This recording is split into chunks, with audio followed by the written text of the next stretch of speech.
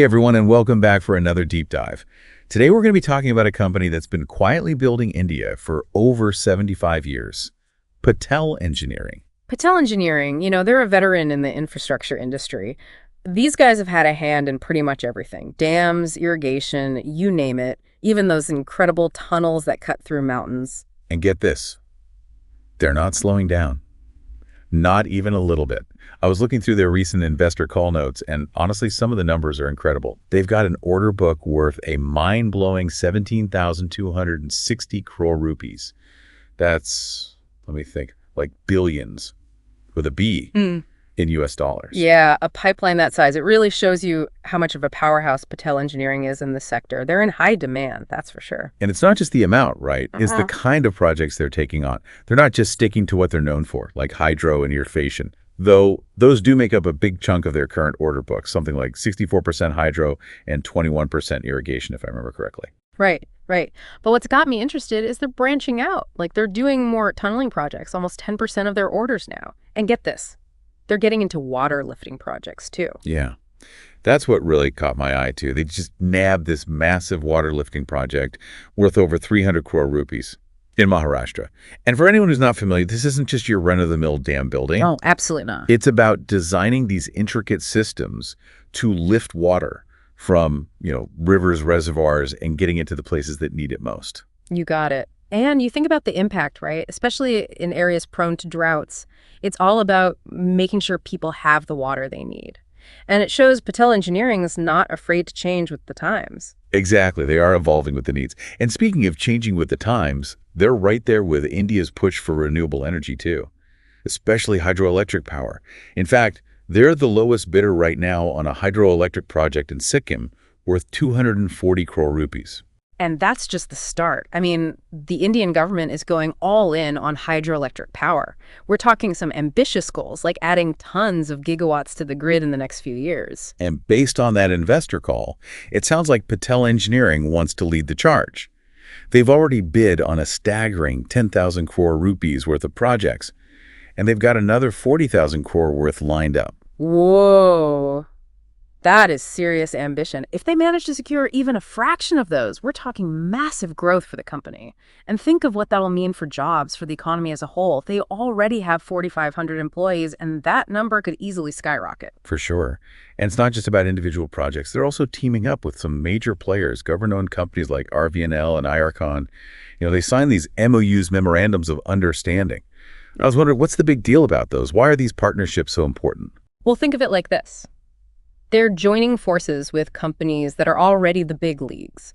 Companies with a track record of handling massive infrastructure projects. It's like combining their expertise and resources to really make a splash and bid on even bigger things. So it's kind of like if you want to build a bridge, you find the best bridge builders out there and team up. Precisely. It gives them instant credibility, and it could open doors to projects that they wouldn't have been able to even consider on their own. Okay, makes sense. So they're landing big projects, making smart partnerships. And on top of that, they're expecting a nice little bonus of around, I think it was 100 to 150 crore rupees. That's like 12 to 18 million US dollars just from settling old arbitration cases in the next year. That's quite the financial boost, right? Yeah. Oh, yeah, definitely. It's a smart move. When you settle those long-standing claims, it does a couple things. One, it bolsters their finances. And two, it sends a really good signal to investors like, hey, we're taking care of business, past and present. We're ready for whatever comes next. Yeah, it makes them look really good. Yeah. Any investor is going to be more interested in a company with a clean slate and a strong financial foundation. So from what we've seen so far, it looks like Patel Engineering is doing great. But I gotta say, there's one thing that I keep thinking about. They rely a lot on government contracts, right? I mean, a lot. Is that a good thing in the long run, or could it come back to bite them? That's a tricky one. It's kind of like a double-edged sword, you see. On the one hand, government contracts, especially in infrastructure, are pretty reliable. They offer stability, consistent revenue. After all, it's not like India is going to run out of roads and dams that need building anytime soon, right? Plus, these projects, they tend to be huge, which means big potential for profit. That's true. I guess there's also the prestige factor, right? Landing a big government contract has to give a company a boost in reputation. Oh, for sure. It can attract top talent, make getting financing easier, even give them an edge over their competitors. It's a big deal. But what about the downsides? Are there any risks to being so dependent on the government? Well, the biggest risk is the political scene. You know how it is. A change in government could lead to changes in policies, budget cuts, things like that. And those directly affect how much is spent on infrastructure. Imagine a new administration comes in and suddenly healthcare is their top priority. What happens to all those projects Patel Engineering's counting on? They could be delayed or even worse, completely shelved. So it's kind of like putting all your eggs in one basket. You got it. And then there's the bureaucracy that comes with government contracts. Approvals, permits, regulations, all that jazz. It all takes time, and time equals money, right? It can really eat into those profits. So how can Patel Engineering deal with these risks? Is there a way to, have their cake and eat it too? Well, diversifying their portfolio would be a good place to start. They should look beyond government contracts, maybe explore more private sector projects. And going international could be a good move too. Take their expertise to other parts of the world. That's interesting. And what about diversifying within the infrastructure sector? I remember them mentioning something about pump storage projects during the investor call. Yes. Pumped storage, now that's a smart play. It's all about storing energy, using water, and it's a field that's gaining a lot of traction, especially with the focus on renewable energy sources these days. If Patel Engineering can become like the pumped storage experts, they'd be tapping into a whole new market. So to sum it up, don't rely on just one thing. Explore different areas, different projects, maybe even different countries. Exactly. It's about being adaptable, anticipating what's coming next, and not putting all their eggs in one basket. Okay, so they've got this amazing potential for growth, but there's some serious challenges they need to handle too. Makes you wonder, what's their long-term strategy? Are they happy just being a big player in India, or do they have global dreams? Nah, that's the million-dollar question. Yeah. And honestly, the investor call didn't really give us much to go on in terms of their long-term vision. I did notice one thing, though. It seems like they're really focused on clearing up those arbitration cases. Almost like they're trying to tidy up, get everything squared away before making their next move. Yeah, you're right. That could be a sign that they're streamlining their operations, making sure their finances are solid, basically preparing for whatever comes next, whether that's expanding within India or taking their business international. Like they're laying a strong foundation for whatever they want to build in the future. Exactly. It'll be interesting to see what they come up with. Will they become this global infrastructure giant? Will they focus on niche areas like that pump storage we talked about? Only time will tell. But one thing's for sure, Patel Engineering is a company to keep your eye on. Absolutely. So for our listeners out there, what's the big takeaway from all of this? I think the most important thing to remember is that a company's financial performance, their projects, their partnerships, that's just part of the picture. It's just as crucial to look at the bigger context, the political climate, the economic trends, the rules and regulations, and think critically. Where are the risks? What could throw them off course? How are they adapting to a changing world?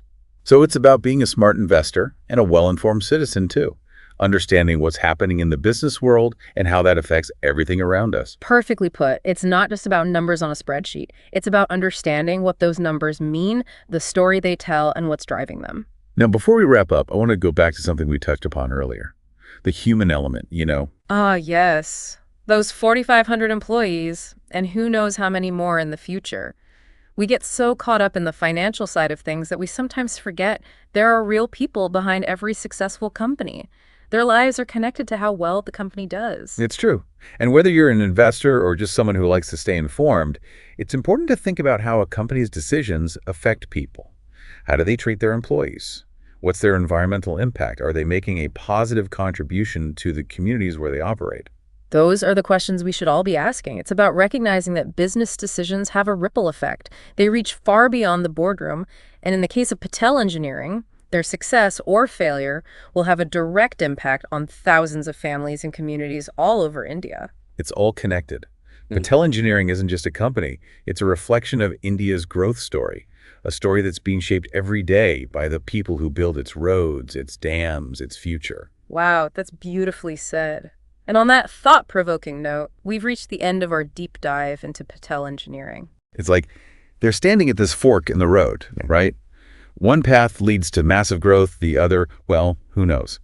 They're Definitely a lot of tough choices ahead. Absolutely. And I think that's a great lesson for anyone, whether you're an investor or just someone who wants to understand how the world works.